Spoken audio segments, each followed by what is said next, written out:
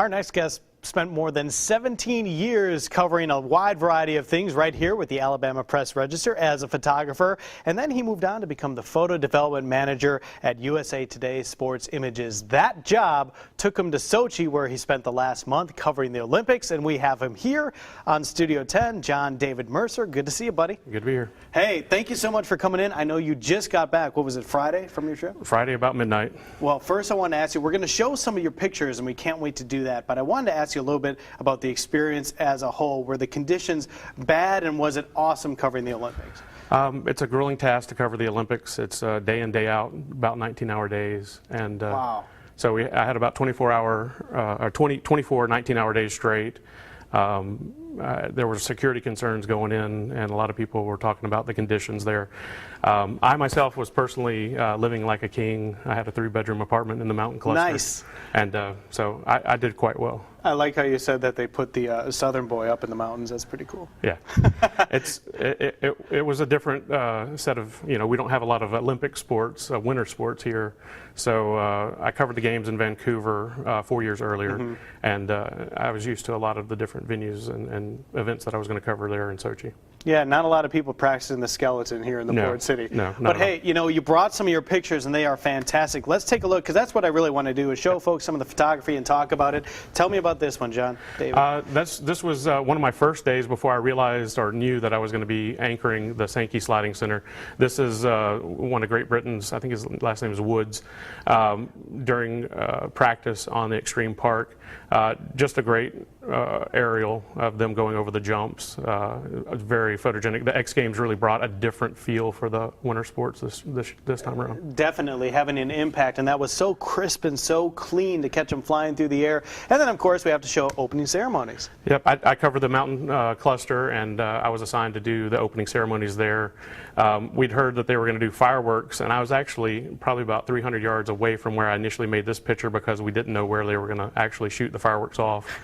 And frantically ran to catch up and threw a Olympic ring logo. Is that kind of what it's all about, kind of running around just trying to get the shot all the time? Well, you're there with a lot of people that are trying to do the same thing you're doing. There were 700 still photographers there. And just like the athletes are at the pinnacle of their career, a photographer that gets to go to cover the Olympics is also at the pinnacle of his career. And speaking of which, this may have been your shot from the Olympics. This picture went viral. I went on to ESPN one day, and that's how I knew to set you up for this interview. This was on the cover of ESPN.com. Tell us about this picture. Yeah, this was the Italian luger, Zoller, I think his last name is. Basically had a chrome helmet, and it was a giant mirror that you basically put you in his perspective of looking straight down the luge track. You could see what he's doing as he's pushing off, using his fingertips to get traction and get started and up to speed down the luge track. That is an awesome, awesome photograph. What do we got next here? This is Sarah Reed, the Canadian skeleton athlete. She had probably one of the most unique helmets. It was a great transition from going from luge, where your feet first, to skeleton, where your head first. You could see the eyes once they laid down and stretched out on the track and got going. Yeah, and that's what makes this cool. Is that her face there? No, that's just what's on her helmet. Her face is underneath that in the mask and flying through the air too. What an awesome photograph. Let's take a look at this next one. This is kind of the scene at Sochi. Yeah, this was the mountain cluster. This was the live venue site. It was very heavily protected and guarded. This is one of the Cossack guards.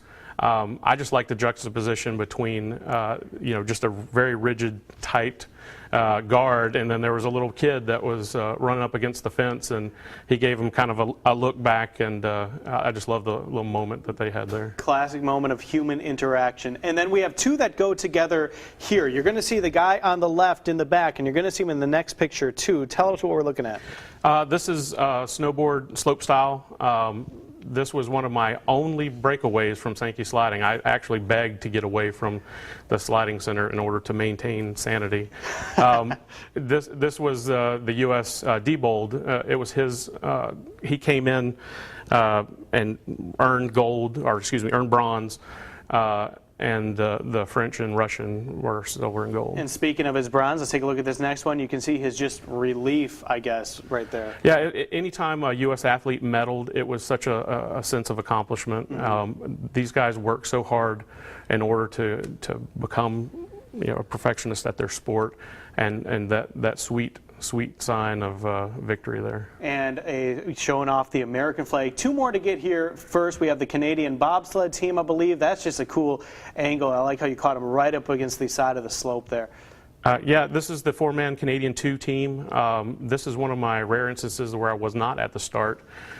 You have maybe a second and a half of actual visual time of them as they go by you. They're going 130 kilometers an hour. And so you're taking the photos, and then afterwards you're like, well, let's see if I got anything. Yeah, it is sometimes hit and miss whether or not you can get it or not. And this one, of course, not award-winning, but it does show that you were the one actually there in Russia taking these photographs. Tell us about this. This was at St. Basil Cathedral in Moscow in Red Square. I took 3 extra days to kind of decompress, and this was me celebrating the fact that I had made it through Russia and all of its obstacles. Well, congratulations. A job well done. Like I said, some of your photos went viral. Truly a fantastic collection right there. We're going to have a link on our website to more of John David's photos as well, so you can go check that out. What do you think? Are you going to cover the next one? I'm set to go to Rio and also set to go to Japan for Tokyo. 2016 Summer Games, 2018 Winter Games. Great work, my friend. Good to have you on the show.